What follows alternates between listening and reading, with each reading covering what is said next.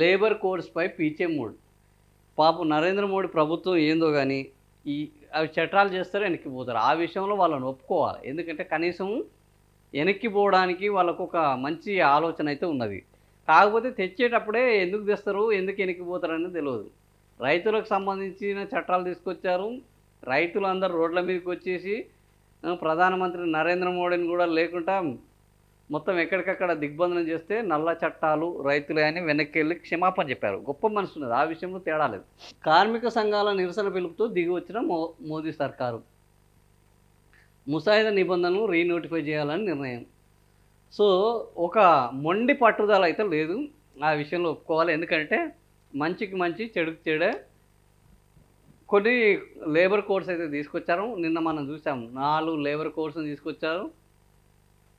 పనికి వేతనము, మగోళ్ళకు ఆడవాళ్ళకు సమానంగా వేతనం ఇవ్వాలి, ఓవర్ టైం చేస్తే ఓవర్ టైంకు కేటాయింపులు ఇవ్వాలి, వాళ్ళకు భద్రతా హక్కు ఉండాలి, వాళ్ళకు సంక్షేమం ఉండాలి, రిజిస్ట్రేషన్ ఉండాలి. ఇవన్నీ బాగానే ఉన్నాయి. కానీ దాని వెనుక ఒక పెద్ద కుట్ర ఉన్నది అని కార్మిక సంఘాలు ఇచ్చిన పిలుపుకు ఈరోజు వాళ్ళు వెనక్కి తీసుకుపోవడం అనేది ఈరోజు నాకైతే నచ్చింది. ఎందుకంటే ప్రభుత్వము ప్రజల యొక్క ఆకాంక్షలను అద్దం పట్టాలి.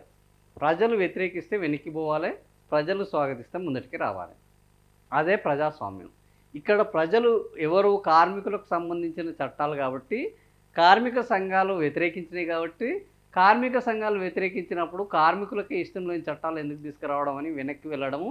నా వరకు నేనైతే ఈ విషయంలో మన కేంద్ర ప్రభుత్వాన్ని మాత్రం నేను అభినందిస్తున్నాను. ఎందుకంటే ప్రజలకు వ్యతిరేకత ఉన్నప్పుడు వెనక్కి పోవడం అది తగ్గడం కాదు, ప్రజలను గౌరవించడం, ఆ వర్గాలకు గౌరవించడం. సో ఈరోజు కార్మిక వర్గాల కోసం చేసిన వాటిని కార్మిక వర్గాలే వ్యతిరేకిస్తున్నందు కోసం, సో వాళ్ళకి ఇష్టం లేని పనులు మేము చేయము అని వాళ్ళని గౌరవించి వెనక్కి తగ్గడం నిజంగా కూడా ప్రభుత్వాలు ప్రజాస్వామ్యంలో చేయాల్సిన పని. ఈరోజు మోడీ ప్రభుత్వం చేస్తున్నందుకు అభినందించాల్సిందే. రీనోటిఫై చేయాలి. శుక్రవారం నుంచి అమల్లోకి తెచ్చిన లేబర్ కోడ్లపైన మోదీ సర్కారు వెనక్కి తగ్గింది. 10 ట్రేడ్ యూనియన్లు దేశవ్యాప్తంగా నిరసన తెలుపుతామని హెచ్చరించడంతో ముసాయిదా నిబంధనలను రీనోటిఫై చేయాలని కేంద్ర ప్రభుత్వం నిర్ణయించినట్టు విశ్వసనీయ సమాచారము. సో కొత్త లేబర్ కోడ్స్ ట్రేడ్ యూనియన్లను దేశవ్యాప్త నిరసనలకు పిలుపునిచ్చిన నేపథ్యంలో కేంద్ర ప్రభుత్వం దిగి వచ్చింది. వేతనాలు, పారిశ్రామిక సంబంధాలు, సాంఘిక భద్రత, వృత్తిపరమైన భద్రత, ఆరోగ్యం, పని పరిస్థితులపై కోడ్లను కేంద్ర కార్మిక శాఖ శుక్రవారం నోటిఫై చేసింది. ఈ బిల్లులకు పార్లమెంటు 2019, 2020లో ఆమోదం తెలిపింది. 29 కార్మిక చట్టాలకు సంబంధించి కానీ తుది నిబంధనలు అప్పట్లో ప్రకటించలేదు. విశ్వసనీయ సమాచారం ప్రకారం ట్రేడ్ యూనియన్లు తాజా నోటిఫికేషన్లపై నిరసన తెలిపిన నేపథ్యంలో కేంద్ర న్యాయ వ్యవహారాల శాఖ స్పందించింది. ఈ కోర్సుకు నోటిఫికేషన్ 2020లో విడుదలైన తర్వాత ఈ మధ్యకాలంలో చాలా మార్పులు జరిగాయి కాబట్టి వీటిని మళ్ళీ నోటిఫై చేయాలని కార్మిక మంత్రిత్వ శాఖకు తెలిపింది. కొత్తగా వచ్చే సలహాలు, సూచనలు ఈ కోర్సులో చేర్చేందుకు ప్రభుత్వం సిద్ధంగా ఉంది. సలహాలు, సూచనలు ఇవ్వడానికి 45 రోజుల గడువు ఇవ్వను. ఆ తర్వాత 45 రోజుల్లో తుది రూపం ఇచ్చి అమల్లోకి తీసుకొస్తారు. ఇదిలో ఉండగా చాలా రాష్ట్ర ప్రభుత్వాలు ఈ 5 ఏళ్లలో తమ సొంత నిబంధనలు ప్రకటించాయి. ఆ ముసాయిదా నిబంధనలను తిరిగి నోటిఫై చేయడంపై నిర్ణయం ఆయా రాష్ట్ర ప్రభుత్వాలకే వదిలేశారు. సో ఇది ఓవరాల్గా.